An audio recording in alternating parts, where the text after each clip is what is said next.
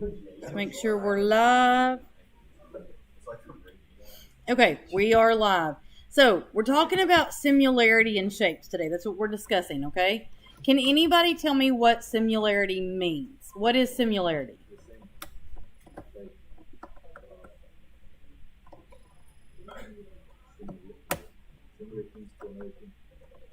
What does it mean? Like, you're just telling me the word over and over. What does similar mean? It's not the same thing. That's congruent. What do you mean almost the same? Like there's one thing Okay. So, here's the lowdown, the skinny on similar. Similar means that they're the same shape, but they're different sizes. So the angles will be the same. See how we have 59 and 59? And then we have 35 and 35. And of course, y'all know based on the third angle theorem, if these two are the same, those have to be the same also, right? So they have the same angle measurements, which means they're the same shape. But look at the sides. Now, what we do have to do is we have to determine, are these similar or not? And to figure out if these are similar or not, we have to determine what their scale factor is. Now, scale factor is the number you would multiply one shape by to get the other shape. We could do that by doing this shape divided by that shape or that shape divided by this shape. It doesn't make any difference. I personally like to do the big number divided by the little number. I just think it makes more sense, right? So we would compare this 10.5 to this. Actually, let's back up and not do 10.5 first. So we would compare the side that's across from the 35-degree angle, that's 6, to the side that's across from the 35-degree angle, that's 4. So we would do 6 divided by 4, and then simplify that number. What is that number simplified? 3 over 2, right? Then we're going to do the same thing with the angle, the side across from the 59-degree angle. So we would have 9 over 6, right? What's that going to be? 3 over 2 again, right? So they match up. Then we're going to do the 10.5 and the 7, right? So, I don't know, my brain and my hands just didn't cooperate for a second. So 10.5 over 7. Now if we grab our calculator and we do 10, gotta turn it on first. 10.5 divided by 7. What's the easiest way to convert that to a fraction on your calculator? 2. Oh, Math. Enter. So enter, just like that, right? What do you get? 3 over 2. Since the scale factor is the same for every set of sides, that means that these two triangles are similar. So we need to write a similarity statement because that's what the directions tell us. Determine if they're similar. If they are, write a similarity statement. So a similarity statement is just like a congruent statement. We're just saying this triangle is similar to this triangle. And you do it with symbols, right? So we're going to name this triangle here. So we're going to say triangle A, B, C is similar to, y'all see the little symbol for similarity? It's one squiggle, right? Similar to, and then we name this triangle, but we have to match up the angles that are congruent. So what matches to A? D. What matches to B? What matches to C? So that's triangle DEF. That is a similarity statement. Okay? All right, so let's look at number 2. Tell me what you notice. What jumps out at you? 7.5. All the way around that 7.5. And then all the way around, that one's 3. So we actually can tell just by looking at these are going to be similar because all the ratios are going to be the same, right? Because all the sides are the same here, all the sides are the same here. So we know all the ratios are going to be the same. However, we do need to go ahead and do the math on this to figure out what the scale factor is. So we'll take our 7.5 and we'll divide it by 3, and that gets us our scale factor. What is 7.5 divided by 3? No, that would be 5 over 2, or what is it as a decimal? Because we can put it as a decimal. 2.5. So this is your scale factor, 5 over 2 or 2.5. And you can put it as a decimal. That's totally okay. Okay? Everybody good so far? So that is our scale factor. So next we just write our similarity statement, right? So our similarity statement, we're going to name this guy. Remember, you name him in order. So we say parallelogram, PQRS. So PQRS is similar, little squiggle, to parallelogram. And then we have to match it up. What matches to P? W. Matches to Q? What matches to R? And S. And that's your similarity statement. And that's all there is to that. We're just writing a similarity statement. You're just matching up your angles that are the same. Okay? Everybody good so far? Okay, so let's look at number 3 here. So on these, they're telling you in advance they are similar. These are similar angles. They're telling you. We're similar shapes. And when I say the word similar repeatedly, it gets harder and harder for me to say it. Okay? So they are similar. We know they're similar. They're telling us straight up they're similar. We're trying to find this missing side right here. So we're going to do this one just using some little bit of common sense because it's real basic. But then we're going to talk about how it's going to get harder in just a second and how to make it easier for us.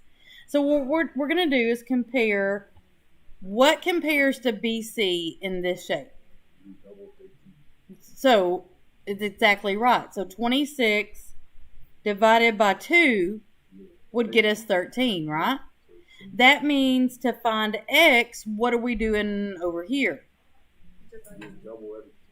So we take 13, divide it by 2, and that would be 6.5 or 6.5, right? That's simple. That's really easy. However, look at this one. It gets a little harder when we look at this, right? Now we could do it the same way. We could be like, okay, so this side and this side are similar sides. To get 3, to get 9, we multiply 3 by 3, right? That means we know that we'd have to multiply 4 by 3 to get this side. But then this side is x plus 5. So we'd have to set up like a little equation, right? Now we could do it. We could totally do it. As a matter of fact, first hour did it. They wanted to. So, and this is what it looked like, right? So this is what they did to get that, right? But remember yesterday us learning proportions? That's because it makes this easier. Okay, so what we're going to do is set up a proportion.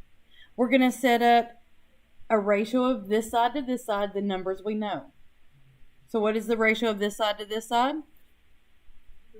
3 to 9. So then we're going to set up a ratio of this side to this side. So it's going to be 4 on top and then x plus 5 on bottom. Just like that, right? And then remember how we solve these? We cross multiply. So that means we're going to have 9 times 4, 36. And then 3 times all this stuff. So 3 times x and 3 times 5. Just like that. I'm going to have to jump mine up here. I ran out of room. And then we have this very basic little equation that we can solve. So what do we do to solve this?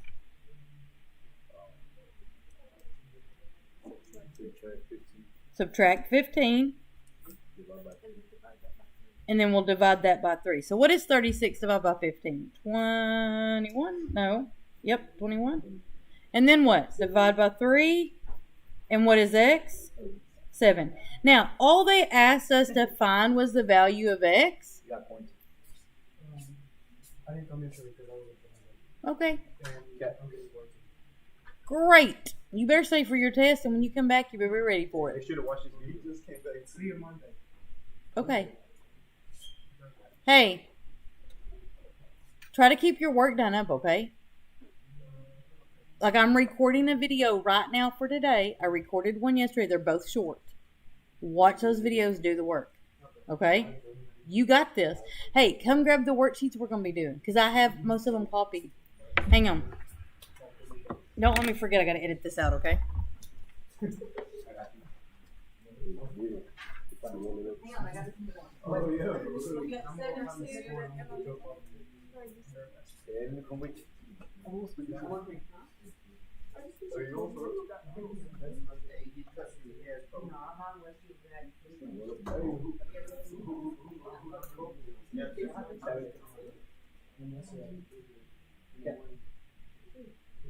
Oh, yeah.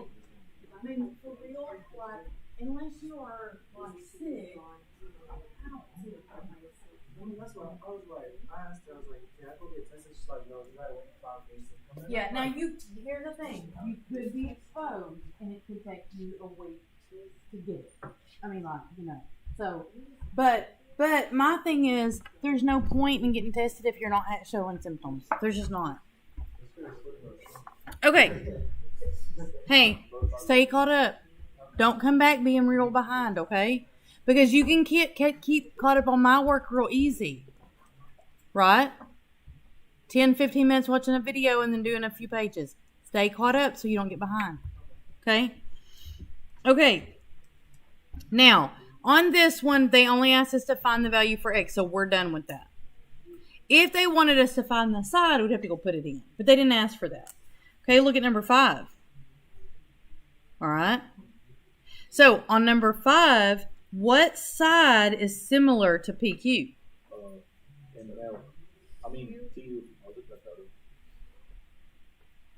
How do you know which side? And it's not TU. It's UV. Now, let's talk about how you know. You look at the angles. So, you look for the angle with 1 mark, that's U. And then you look for the angle with 2 marks, that's V. So, that's how we know that PQ is similar to UV, right? Yeah, they turned it. They tried to throw you off, right?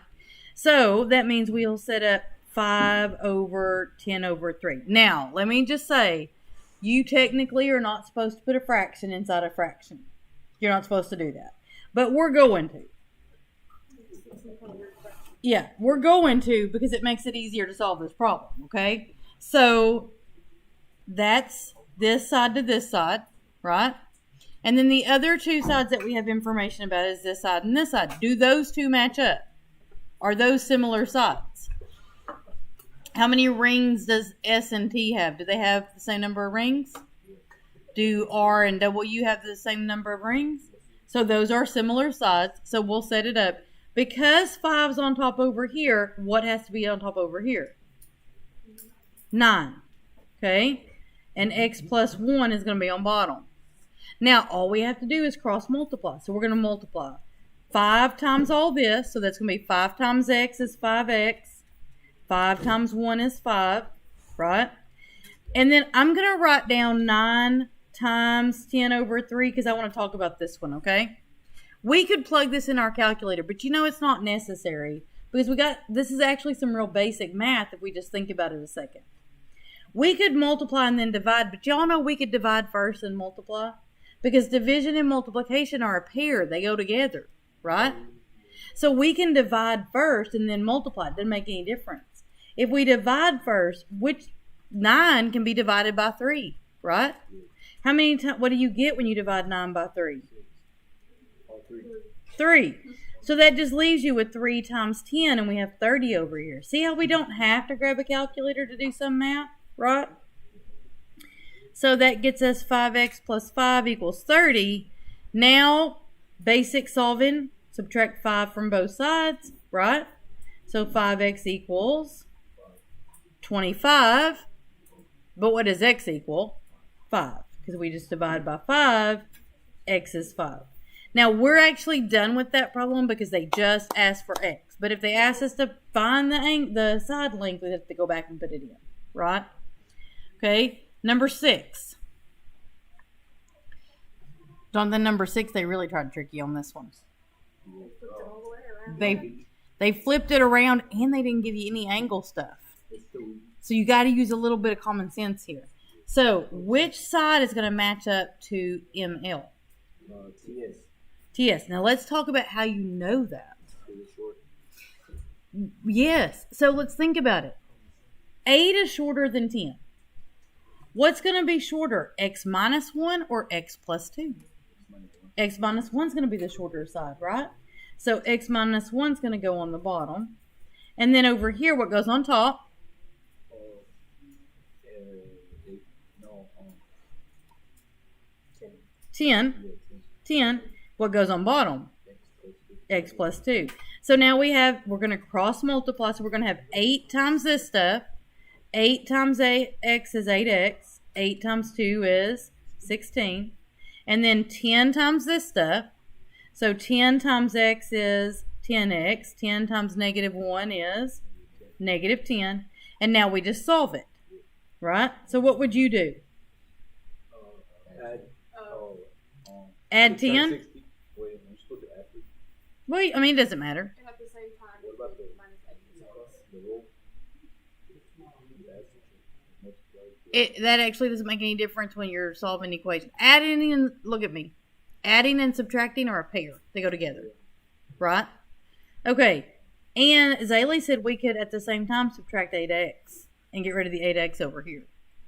Okay, so we're getting rid of the 10 over here, the 8x over here.